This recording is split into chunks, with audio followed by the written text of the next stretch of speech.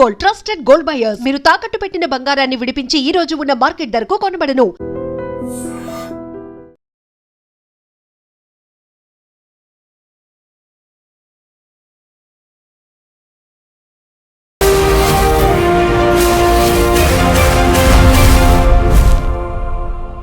నమస్తే, welcome to I dream social spotlight with Kavitha. ఒకే ఒక్క చిన్న వర్షం హైదరాబాద్ ని అతలాకుతలం చేసింది. రాష్ట్ర రాజధానిలో ఎందుకు ఇలాంటి పరిస్థితి వస్తోంది? ఎందుకని అంత ట్రాఫిక్ జామ్లు అవుతున్నాయి? మామూలు చిన్నపాటి వర్షానికి కూడా హైదరాబాద్ నగరం తట్టుకోలేకపోతోందా? ఎక్కడ లోపం జరుగుతోంది?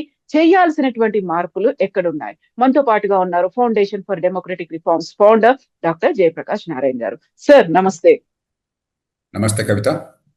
సార్, మనం ఎంత కాలం నుంచో ఎదురు చూస్తున్నాం, వర్షం రావాలి, వర్షాకాలం ఎప్పుడు వస్తుందా అనేటువంటి ఎదురు చూపులు. మనం చాలా ప్రిపేర్డ్ గా ఉన్నాము అనుకున్నాం, బట్ అసలు ప్రిపేర్డ్ గా లేము అనేది ఒకే ఒక్క చిన్న వర్షం చెప్పింది సార్. ఇంకా లాంగ్ వే టు గో. ఒక 3 months మనకు వర్షాలు అనేవి పడతాయి. వర్షం వచ్చింది అంటే ఒక నరకంలా ఉండేటువంటి పరిస్థితి ఎందుకు వచ్చింది సార్ హైదరాబాద్ లో? కవిత, మీరు చెప్పింది 100% వాస్తవం. హైదరాబాద్లో ఒక పక్కనేమో తినడానికి తాగడానికి నీళ్ళు లేక ప్రతి కాలనీలో ప్రతి బస్తీలో కటకట్లాడుతున్నారు. మరో పక్కన కొద్దిపాటి వర్షం వస్తే, ఋతుపవనాల్లో వర్షాకాలంలో వర్షం రాకుండా ఏమవుతుంది? వర్షం రావాలని కదా కోరుకునేది. ఇది బ్రహ్మాండమైన వర్షం నటిస్తున్నాం. ఆఫ్టర్ ఆల్ ఒక 2 గంటల్లో సగటున 35 మిల్లీమీటర్ల వర్షపాతం వచ్చింది. ఇది మామూలు వర్షపాతం. మనకి వర్షాకాలంలో మామూలు వర్షపాతం హైదరాబాద్ నగరంలోనే ప్రతి సంవత్సరం ఎంతకంటే ఎక్కువ వర్షం పడుతూ ఉంటుంది. అవును. ఉదాహరణకి 2022లో మనకి 100 మిల్లీమీటర్ల పైగా పడింది. 2020లో 200 మిల్లీమీటర్లు పడింది. అట్లాగే చాలా సంవత్సరాలు 240 మిల్లీమీటర్లు 220 మిల్లీమీటర్లు పడుతున్నది కొద్ది గంటల్లో. కాబట్టి 35 మిల్లీమీటర్ల సగటు వర్షపాతం వస్తే తట్టుకోలేకపోయినామని చెప్పంటే ఎంత అసమర్థంగా, ఎంత బాధ్యత లేకుండా, ఎంత అలసత్వంగా మన ప్రభుత్వ యంత్రాంగం ఉందో అర్థమవుతుంది. కొంచెం పరుషమైన మాటలు వాడతాను, కొంచెం ముళ్ళుగారితో పడవాలని చెప్పాను. హైదరాబాద్ నగరాన్ని మీరు తీసుకున్నట్టయితే 165 మిల్లీమీటర్ల వర్షపాతం కొద్ది గంటల్లో పడితే దానికి తగిన స్టామ్ వాటర్ డ్రైనేజ్ డిజైన్ చేశామని చెప్తున్నాను. 165. నిన్న పడ్డది సగటున 35. దానిలో 5వ వంతు. దాన్ని తట్టుకోలేకపోయిందని చెప్పంటే వర్షం కాదు ఇది.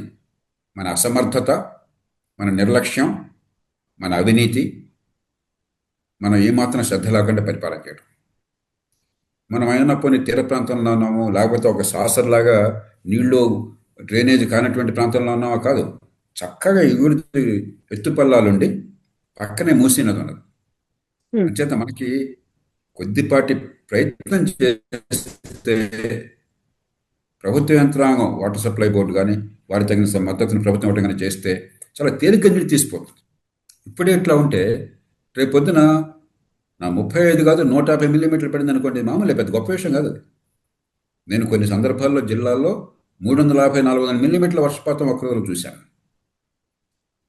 మరి దాన్ని తట్టుకోలేకపోయినట్టయితే నగరం ఏం చేస్తున్నట్టు? హైదరాబాద్ నగరంలో మన తెలంగాణ రాష్ట్రం జీవనాడంతా హైదరాబాద్లో. రాష్ట్రం స్థూలాదాయంలో 55% హైదరాబాద్ నగరం నుంచి వస్తున్నది. మనకు ఆదాయం అంతా ఇక్కడి నుంచి వస్తుంది. దేశంలో అతి ఎక్కువ తలసరి ఆదాయం ఉన్న ప్రాంతాల్లో హైదరాబాదు పరిసర ప్రాంతాలు ఒకటి. మరి రాష్ట్ర ప్రభుత్వానికి పన్నుల వాటాలో 74% హైదరాబాద్ నుంచి వస్తున్నాయి. అంటే 1,40,000 కోట్లు సొంత వనరులు రాష్ట్ర ప్రభుత్వం అనుకుంటే 1,00,000 కోట్లకు పైగా హైదరాబాద్ నుంచి తీస్తున్నారు ప్రతి సంవత్సరం.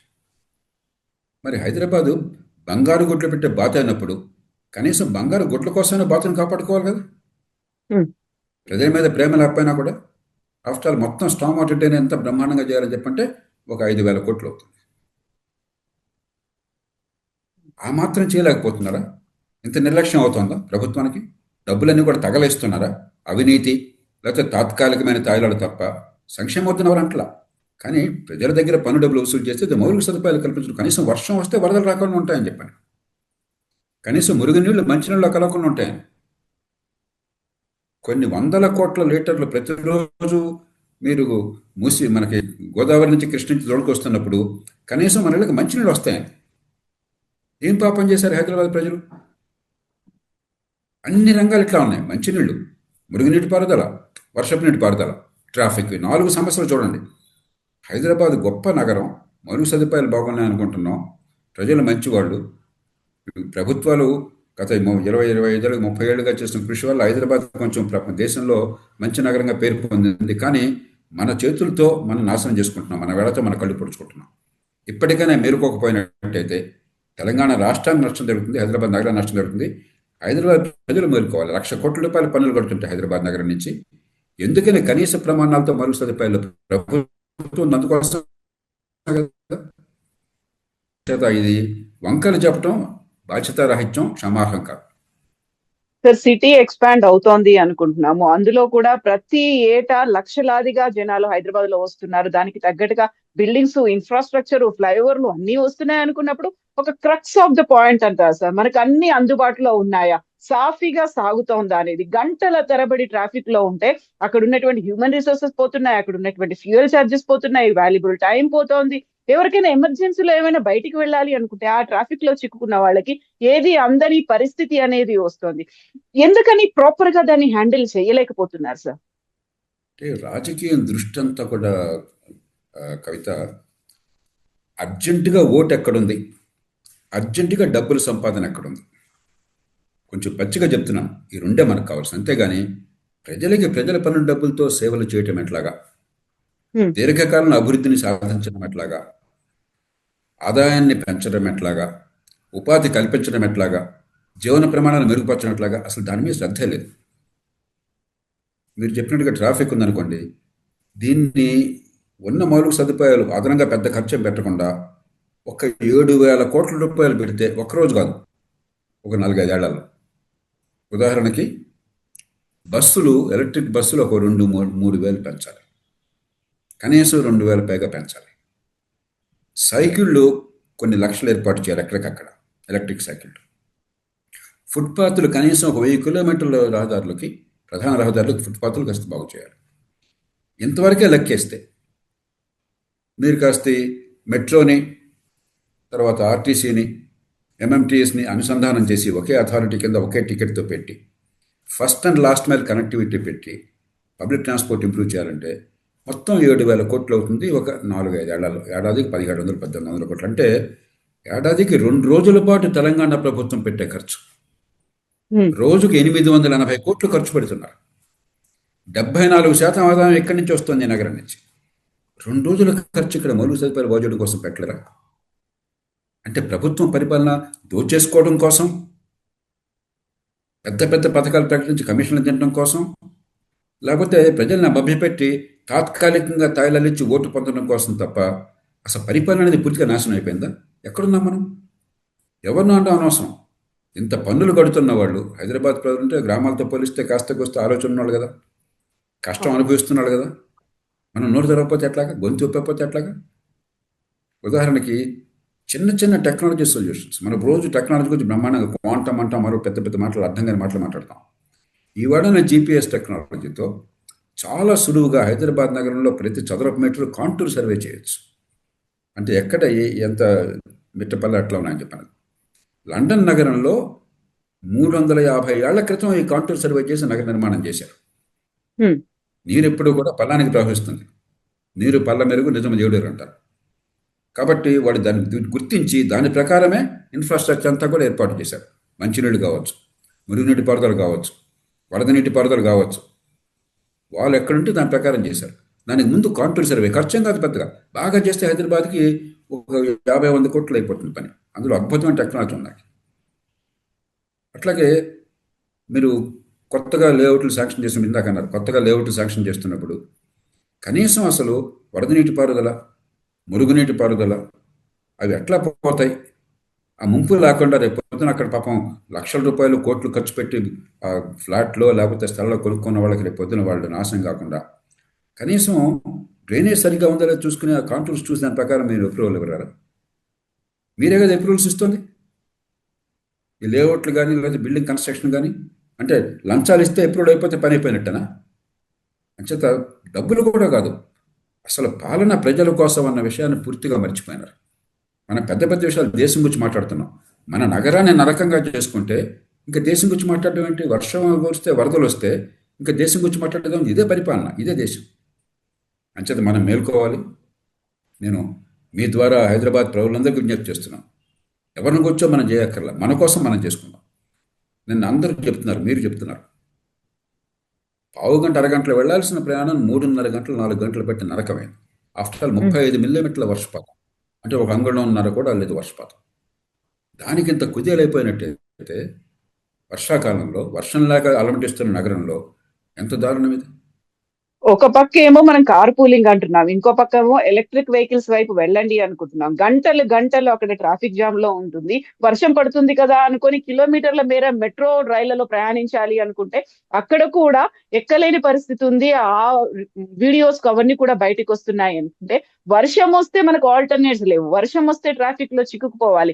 ఇలా కాకుండా ఉండాలి అంటే మనకు ఒక పక్కన న్యూస్ కనిపిస్తుంది, వెరీ రీసెంట్ గా ఆక్షన్ లో 1 ఎకరా 273 కోట్లు పోయింది అదే హైదరాబాద్ నగరంలో. హ్యాపెనింగ్ హైదరాబాద్ అంటున్నాం, రైజింగ్ అంటున్నాము, మహానగరంగా మారింది అనుకుంటున్నాము. ఒకవైపు చూస్తే ఇలాంటి దుర్భరమైనటువంటి పరిస్థితి ఎందుకు ఉంది సార్? అందుకని ఇప్పుడు మనకి కాగితమే ప్రణాళికలు ఉన్నాయి. ఉదాహరణకి ముంబై నగరం 70 మిల్లీమీటర్లు ఒక గంటకు వర్షం వచ్చినా కూడా ఇబ్బంది లేకుండా పెట్టారు. అంతకంటే ఎక్కువ వస్తే 2 గంటలు ఇబ్బంది ఉండొచ్చు. ముంబై మనకంటే కష్టమైన నగరం, ఎందుకని సముద్రం ఉంది. సముద్రం ఆటుపోట్లను బట్టి సముద్రం హైట్ అయ్యేటప్పుడు మనకు వర్షాలు వచ్చినాయి, డ్రైనేజ్ కూడా ఉండదు. అవును, అయినా కూడా 70 మిల్లీమీటర్లు తీసేట్టుగా ఏర్పాట్లు చేశారు. మనకి పుష్కలంగా ఇక్కడి నుంచి మూసిలోకి వెళ్ళిపోతాయి ఎత్తుపల్లాల్లో, అక్కడి నుంచి కృష్ణకి వెళ్ళిపోతాయి. 35 మిల్లీమీటర్లు మనం హ్యాండిల్ చేయలేకపోతున్నాం. కాగితం మీద 125 మిల్లీమీటర్ల వర్షపాతాన్ని హ్యాండిల్ చేసేటువంటి ఏర్పాటు ఉందని చెప్తున్నాం మనం. అంచేత అసలు ఇంజనీరింగ్లో పనుల పర్యవేక్షణ కానీ కనీసమైన జవాబుదారితనం కానీ లేకుండా పోయింది. అంతా కేంద్రీకరించారు. ఏం జరుగుతుందో దేవుడికి ఎరుక. ఎవరో రాజకీయంగానో మరో రకంగానో వాళ్ళు చెప్పిన వాళ్ళకి ఫలానా పనులు కేటాయించాలని తప్పితే మనం అసలు ప్రజలకి పెట్టిన ఖర్చు వల్ల ఫలితం వస్తుందా? ఇప్పుడు డ్రైనేజ్ వరద నీటి పారుదల ఉందనుకోండి, 90% బ్రహ్మాండంగా చేసిన ఒక్కచోట అడ్డుపడింది అనుకోండి, మొత్తం వరదలైపోతుంది. ఏ ఒక్కచోట బాటిల్ నెక్ ఉండకూడదు. మనకు అది లెక్కే లేదు కదా. కాంట్రాక్టర్ కోసం పని జరిగిందో చూడడమే తప్పితే అసలు మన ప్రయోజనం కోసం పని జరిగిందని ఆలోచన లేదు కదా. ప్రపంచం అంతా కూడా ఏ నగరమైనా కూడా అక్కడ ఏ ప్రమాణాల ప్రకారం చేస్తే ప్రమాణాల ప్రకారం పని జరుగుతుంది. అక్కడ న్యూయార్క్ నగరంలో గంటకి, అది కూడా తీర ప్రాంతంలో ఉండదు కాబట్టి పెద్ద వర్షం వచ్చి అక్కడ హైట్ ఉంటే చాలా కష్టం. అయినా కూడా 50 మిల్లీమీటర్లకు పై వరకు ఒక గంటలో వస్తే దాన్ని ఏ ఇబ్బంది లేకుండా వాళ్ళు పంపించగలుగుతారు. అసలు అక్కడ నీళ్ళు నిచ్చే సమస్య లేదు. అంతకు మించి వస్తే కొంతసేపు నీళ్ళు నిలుస్తాయి అంతే. మనకి 10 మిల్లీమీటర్ల వర్షం వస్తే చాలా ప్రాంతాల్లో ఆగిపోతుంది ట్రాఫిక్. చుట్టుపక్కల ఒక్క చోట ఒక్క చుక్క కనిపించదు. ఆ రోడ్డు అసలు కనీస ప్రమాణాలు ఏం చేయాలి? రోడ్డు మనకి ఎప్పుడు కూడా మధ్యలో ఎత్తు ఉండాలి, బర్మ్స్కి వచ్చేసరికి కిందకి వెళ్ళాలి, రోడ్డుకు 2 పక్కల డ్రైన్ ఉండాలి. మనకు రోడ్డు మధ్యలో పల్లంగా ఎట్లా ఉంటుంది? ఇంజనీరింగ్ కూడా తెలియని నాలాంటి పామనుడికి కూడా ఈ విషయం అర్థమవుతుంది. తారు రోడ్డు మీద నీళ్లు నిలిస్తే ఆ రోడ్డు నాశనం అయినట్టు లెక్క. ఎన్ని చోట్ల చూడండి, కొద్దిపాటి చినుకులు పడితే నీళ్లు రోడ్డు మీద ఎంత ఆగిపోతుందో చూడండి మీరు. కాబట్టి అసలు ఒక 30-40 ఏళ్ల క్రితం, 50 ఏళ్ల క్రితం, 60 ఏళ్ల క్రితం డబ్బులు పెద్దగా లేకపోయినా కూడా, టెక్నాలజీ పెద్దగా ఆధునిక టెక్నాలజీ లేకపోయినా కూడా పని మీద పర్యవేక్షణ ఉండేది, పట్టుండేది. ఇప్పుడు మొత్తం పోయింది. కాంట్రాక్టులు, కమిషన్లు గొడవ తప్పితే, ఆర్భాటం తప్పితే పనిని పర్యవేక్షించడం కానీ, ఇంజనీరింగ్ ప్రమాణాల ప్రకారం పనిచేయించడం కానీ, వనరులు సద్వినియోగం చేయడం కానీ పూర్తిగా ఆగిపోయింది. ఆర్భాటంగా పథకాలు ప్రకటించినా అమలు కావట్లా. గార్బేజ్ క్లీనర్స్ చూడండి హైదరాబాద్లో, మీకు గుర్తుందో లేదో, డ్రై గార్బేజ్ వేరు, వెట్ గార్బేజ్ వేరు, డిస్పోజబుల్ వేరు, ఇవన్నీ చెప్పారు. 2 రకాల బిన్స్ ఇచ్చారు మనకు. మా ఇంట్లో కూడా 3 బిన్స్ పెట్టారు. కొంతకాలం పోయాక మానేశారు. ఏమిటని పడితే మనం ఏం చేసినా మళ్ళీ అక్కడ ఆ బిన్లో వాళ్ళ క్యాన్, వాళ్ళ బండి వస్తుంది మున్సిపాలిటీ వాళ్ళది, దానిలో అన్నీ కలిపేస్తున్నారని నేను చెప్పారు. ఇంత మాత్రం మీరు పట్టించుకోలేరా? ఇంత చిన్న పని చేయలేరా? నగరం నరకం అవుతుంటే ఆర్భాటాలను ప్రచారానికి ఉన్నది పనిలో కొద్దిపాటి కూడా కనిపించట్లేదు. ఇవన్నీ పెద్ద విషయాలు కాదు. సమాజాన్ని విశ్వాసంలో తీసుకుని మనల్ని భాగస్వాములుగా చేసి మనకు నమ్మకాన్ని కలిగించితే ఏ వార్డుకు ఆ వార్డు, ఎక్కడికక్కడ సమస్యలు ఉంటే పరిష్కారం చేసి ఏర్పాటు చేస్తే జనం కలిసి వస్తారు. అసలు ప్రయత్నమే లేదు. మన పెద్దానికి పిటిషన్లు పెట్టి వాడు కాళ్ళు పట్టుకునేవాడుగా తయారైపోయింది తప్పితే పన్నులు కడుతున్నాం. 1,00,000 కోట్ల రూపాయలు హైదరాబాద్ నగరం నుంచి ప్రతి సంవత్సరం పన్నులు వెళ్తున్నారు ప్రభుత్వానికి. కనీసం 10,000 కోట్లు 12,000 కోట్ల పన్నులు అడగాలి కదా మౌలికమైన విషయాలకి. మీ పెద్ద విషయాలు అడగట్లా, ప్రభుత్వం నుంచి ఏమి యాచించట్లా. మా పన్నుల డబ్బులతో మా ఉమ్మడి పనులు కావాలని కోరుతున్నాం. ఆ కోరిక ప్రజల నుంచి ప్రస్ఫుటంగా రావట్లేదు. అందుకని యువత, మరి ఐటీ సెక్టర్లో ఉన్నవాళ్ళు, మరి ఇక్కడ ఉన్న పరిశ్రమలో ఉన్న కార్మికులు, విద్యార్థులు, మహిళలు, ప్రతి వార్డు నుంచి కూడా మనం గొంతు విప్పాలి. దానికి ఒక మార్గాన్ని ఏర్పరచాలి. మనందరం కలిసి ఈ ప్రజల గొంతు ప్రతిఫలించేట్టుగా ఒక ఉద్యమ రీతిలో ట్రాఫిక్ కావచ్చు, మంచినీళ్ళు కావచ్చు. మంచినీళ్ళు మీకు 200 కోట్ల లీటర్లకు పైగా 217 కోట్ల లీటర్లు కేవలం గోదావరి, కృష్ణ నుంచి నీళ్ళు వస్తున్నాయి. ప్రపంచంలో ఏ మహానగరానికి 2 పెద్ద నదులు అండలేదు. కానీ హైదరాబాద్ నగరంలో ఇప్పుడు నిన్న వర్షం వచ్చినా కూడా మీరు ఎవరినైనా కనుక్కోండి కవిత గారు, ప్రతి కాలనీల్లో మంచినీళ్ళ కటకట. నేనున్నటువంటి పాషాకోట్తో సహా, నేను పంజగుట్టలో ముఖ్యమంత్రి గారి నివాస కార్యాలయానికి 100 మీటర్ల దూరంలో ఉన్నాను, ఇక్కడితో సహా. ఆ నీళ్ళు ఏమవుతున్నాయి? అవన్నీ వరద నీళ్ళలాగా వెళ్ళిపోతున్నాయి, ఇళ్ళకి రాకుండా మూసిలోకి వెళ్ళిపోతున్నాయి. అరే, ఇంత ఖర్చు పెట్టి ఇన్ని వేల కోట్లతో మన పథకాలు చేసాం, ఇన్ని వేల కోట్లతో పంపింగ్ చేస్తున్నాం. ఆ నీళ్ళు కనీసం ఇళ్ళకి మంచినీళ్ళు చేరాలి కదా. పట్టించుకుని రాజుడున్నారా? సిగ్గుపడుతున్నారా ఏమన్నా? మీరు వాటర్ సప్లై బోర్డుని మంచినీళ్ళ ట్యాంకర్ పంపించండి, డబ్బులు కొడతామంటే మాకు రావట్లే. ఇక్కడ ఏమిటి అని ఫోన్ చేస్తే 521 వెయిటింగ్ ఉందండి ఒక్క ప్రాంతంలో అని చెప్పేది. బంజారా హిల్స్లో ఉన్నటువంటి ఈ వాటర్ సప్లై బోర్డు వాళ్ళ ఆఫీస్ దగ్గరే 521 వెయిటింగ్ లిస్ట్ ఉందండి. 3 రోజుల తర్వాత ఎప్పుడు వస్తుంది మీకు అని చెప్పన్నారు. మంచినీళ్ళు తాగడానికి నీళ్ళు లేకపోతే ఇన్ని నీళ్ళు పోనీ నీళ్ళు లేవండి హైదరాబాద్ నగరానికి, అసలు నీళ్ళు మనం ఎడర్లో ఉన్నాము, మమ్మల్ని ఏం చేయమంటారు, మేము దేవుళ్ళం కదా అంటే నేను అర్థం చేసుకోగలను. అరే, 220 కోట్ల లీటర్లు మీరు అక్కడి నుంచి పంపు చేస్తున్నారు రోజు. ఎక్కడికి పోతున్నాయి నీళ్ళు? ఆ నీళ్ళు మనకు అందే ఏర్పాటు చేయకపోతే మీరు ఎందుకు తగలట్టి డబ్బంతా? మా డబ్బులు ప్రజల డబ్బు కదా, ఇది తగలబెట్టడం ఎవరి కోసం చెప్పని ఈ ప్రశ్న ప్రజల నుంచి రావాలి. ఊరికి ఆహాకారాలు చేయడం కాదు, కొద్దిగా కనీసం కొంతమంది అయినా విషయం తెలుసుకోవాలి. ఉదాహరణకి, అరే తలసరి 200 లీటర్ల నీళ్లు వస్తుంటాయి ఇక్కడికి, ఎందుకని నీళ్ళు అందట్లేదు? ఈ వర్షంలో పడ్డ నీళ్లు బ్రహ్మాండమైన నీళ్ళు ఏం కాదు. బాగా ఉంటే హైదరాబాద్కి 4 రోజుల పాటు డ్రింకింగ్ వాటర్ అంతే. అంటే 4 రోజులు డ్రింకింగ్ వాటర్కి వరదలు వచ్చేసినాయా నగరం అంతా? ట్రాఫిక్ అంతా ఆగిపోయిందా? 4 రోజులు డ్రింకింగ్ వాటర్. అంచేత ఒక పక్కనేమో నగరాలు మనకి ఆయుధ పట్టు అంటున్నాం, మహానగరాలు కావాలంటున్నాం, మెగా సిటీలు అంటున్నాం, సింగపూర్ గురించి రోజు మాట్లాడతాం, టోక్యో గురించి రోజు మాట్లాడతాం, షాంఘై గురించి రోజు మాట్లాడతాం. అరే ఏదేం వద్దాయా? ఈ కనీసం పనులు చేయండి. మంచినీళ్ళు, మురుగునీటి పారుదల, వరద నీటి పారుదల, ట్రాఫిక్, ఈ 4 చేయండి సార్. మిగతా జనం చూసుకుంటారు. చదువు ఎట్లాగో మీరు ఇవ్వట్లేదు, వదిలేసుకున్నారు. ఆరోగ్యం అట్లాగో మీరు సరిగ్గా అందించట్లేదు, వదిలేసుకున్నారు. చట్టబద్ధ పాలన ఎట్లాగో లేదు, అది వదిలేసుకున్నాం. ఈ 4 కూడా చేయలేరు. ఇంకెందుకు పన్నులు వసూలు చేయటం? ఇంకా ప్రభుత్వాలు ఎందుకు తగలట్నా? సార్, నిన్న ట్రాఫిక్ జామ్ తో పాటుగా ఓల్డ్ సిటీలో పడ్డటువంటి వర్షానికి కరెంటు వైర్లు తెగిపడ్డాయి, 2 చనిపోయారు అనేది అదొకటి. అయితే ఇప్పుడు మళ్ళీ నెక్స్ట్ మ్యాన్ హోల్స్ తెరిచి పెడతారా, లేకపోతే నాలాలు ఓపెన్ అయిపోతాయా, పొంగి పొర్లుతాయా, అదొక సమస్య ఉంది. మళ్ళీ స్కూల్స్ స్టార్ట్ అవుతున్నాయి, చిన్నపిల్లల్ని కాపాడుకోవాల్సినటువంటి అవసరం ఉంది. ఎక్కడ ఏమవుతుందో తెలియనటువంటి గుంతలు కూడా మళ్ళీ మనల్ని అలా నోరు తెరుచుకొని ఉన్నాయి. ఇలాంటి వార్తలన్నీ కూడా వస్తుంటాయి. ఈసారి అలాంటివి లేకుండా ఉండాలి అంటే, కనీసం ఇప్పుడైనా జాగ్రత్త పడాలి అంటే, when is the right time sir? అసలు మీరు అన్నట్టుగా అన్ని ఒకదాంతో ముడిపడ్డాయి. డ్రైనేజ్ లేకపోతే ఎలక్ట్రిసిటీ కొన్ని సందర్భాలు దెబ్బతింటుంది. అలాగే కేబుల్స్ దెబ్బతింటాయి. అండర్ గ్రౌండ్ కేబుల్స్ ఉంటే ఏమన్నా ఇంటర్నెట్ కావచ్చు, మరొకటి కావచ్చు, స్ట్రీమింగ్ ప్లాట్ఫామ్స్ కావచ్చు, కేబుల్స్ దెబ్బతింటాయి. అట్లాగే వర్షపు నీళ్లు డ్రైనేజ్ సరిగ్గా లేకపోతే స్టామ్ వాటర్ డ్రైన్స్, సివరేజ్ 2 కలిసిపోతాయి. అయితే మంచినీళ్ళవి సివరేజ్ 2 కలిసిపోతాయి. అట్లాగే పెద్దానికి లింక్ ఉన్నది. ట్రాఫిక్ ఎలాగో మనం చూస్తున్నాం, వర్షం వస్తే ట్రాఫిక్ ఇబ్బంది మరొకటి.